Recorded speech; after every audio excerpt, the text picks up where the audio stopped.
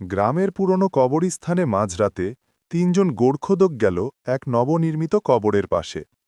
একজন বলল, সবটা ঠিক আছে কিনা দেখি। মাটি খুঁড়তেই ঠান্ডা বাতাস বের হল, আর কফিনের ঢাকনা খুলে গেল নিজে থেকেই। ভেতরে কিছুই নেই, শুধু রক্তে ভেজা এক টুকরো কাফনের কাপড়, আর দেয়ালে নখের দাগে লেখা, আমাকে ফেরেশতারা খুঁজে পায়নি। তারপর তিনজনের চোখে একসাথে অন্ধকার নেমে এলো। সকালে কবরের পাশে আর কোনো মানুষ ছিল না, শুধু তিনটে নতুন খোঁড়া কবর। সকালে গ্রামের লোকজন তিনটি নতুন কবর দেখে হতবাক। নামফলক নেই, মাটি এখনও ভেজা।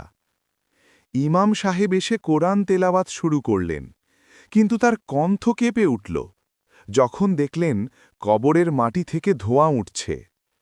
রাত বাড়তেই পুরো কবরস্থান অন্ধকারে ঢেকে গেল।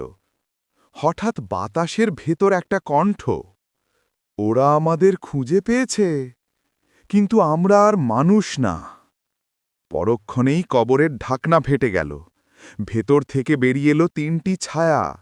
তাদের মুখে মাংস নেই, চোখে শুধু লাল আগুনের দপদপানি। তাদের কণ্ঠ একসাথে বলল, যে কবর খোলে তার কবর আমরা বানাই। সেই রাতের পর গ্রামের কেউ আর কবরস্থানের পাশ দিয়ে যায় না, কারণ নাকি চাঁদের আলো পড়লে দেখা যায় খালি কবরগুলোর ভেতর থেকে তিন জোড়া জ্বলন্ত চোখ তাকিয়ে থাকে।